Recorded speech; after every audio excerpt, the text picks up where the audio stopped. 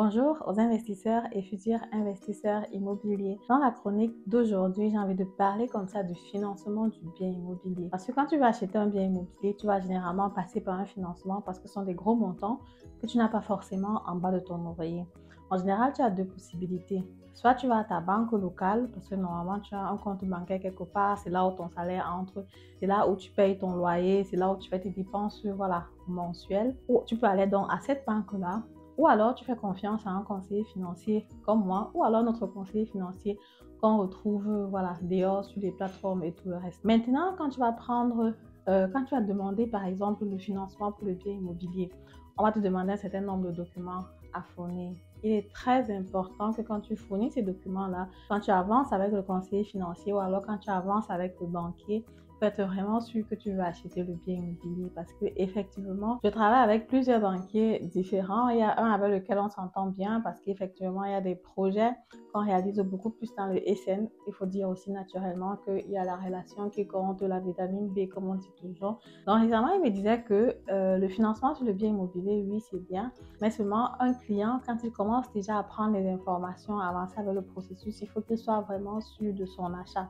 Parce qu'effectivement, on a beau dire que les banques s'enrichissent derrière le dos des gens, ce qui est naturellement aussi, on va dire normal, parce que si la banque te prête de l'argent, il faut bien que tu payes un taux d'intérêt. Après, il y a les running costs. Après, il y a les banquiers qui doivent aussi avoir leur argent. Il y a la banque elle-même qui doit tourner.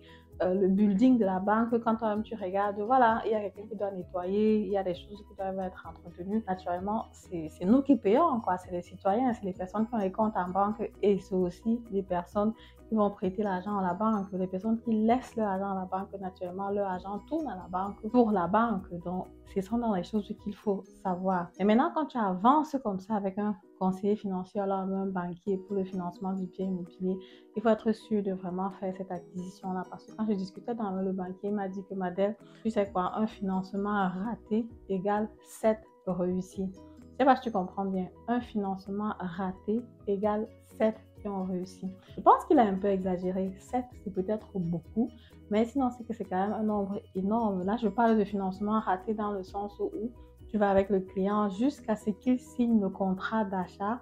Il signe le contrat aussi pour le bien immobilier. Et après, il se retrouve dans une situation difficile et il dit que oui, je ne veux plus le crédit, je veux résilier. Peut-être la maison ne me plaît plus ou je ne sais pas moi trop quoi. C'est possible, ça va être des coûts naturellement pour la personne qui a signé ce contrat-là parce que c'est un gros crédit. Surtout si on a dépassé les 2 semaines parce que quand tu as signé un contrat, même le contrat du crédit à la banque, 2 semaines après, tu peux résilier. Mais si les 2 semaines sont déjà passées, résilier le contrat, ça va être des énormes dépenses pour toi. Pourquoi? Parce qu'il y a donc le contrat, ça va te coûter relativement cher. Mais ça arrive. C'est pas comme ça n'arrive pas. Ça arrive, mais quand ça arrive, il faut donc que le banquier rentre complètement avec le processus, quoi, parce qu'il faut justement qu'on annule tout le crédit.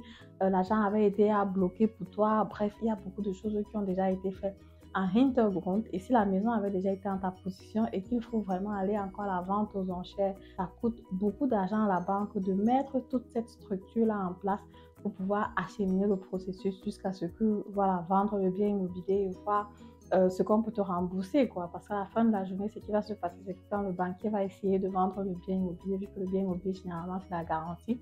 Si tu n'arrives plus à payer, il essaye de vendre le bien, récupère le montant restant sur ta dette parce qu'effectivement, c'est l'argent de la banque.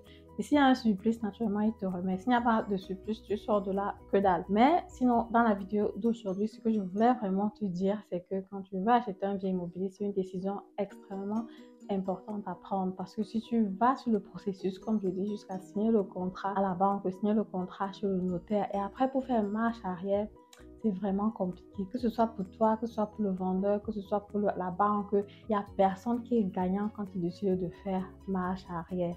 Parfois, on pense que la banque est gagnante, mais non, pas du tout. La banque n'est pas gagnante quand tu décides de faire marche arrière parce que la banque, comme j'ai dit, va établir tous ces processus pour pouvoir vendre le bien aux enchères. Il n'est même pas sûr de pouvoir vendre, de pouvoir trouver quelqu'un. Donc, du coup, ce n'est pas forcément une bonne situation pour la banque non plus. Et donc, ce que je voulais partager avec toi dans cette vidéo, si la vidéo t'a plu, comme d'habitude, je te prie donc de mettre un pouce en haut, commenter la vidéo, partager massivement la vidéo et je te dis à très bientôt pour la prochaine vidéo. Si tu veux te faire financer sur l'achat de biens immobiliers, tu peux me contacter.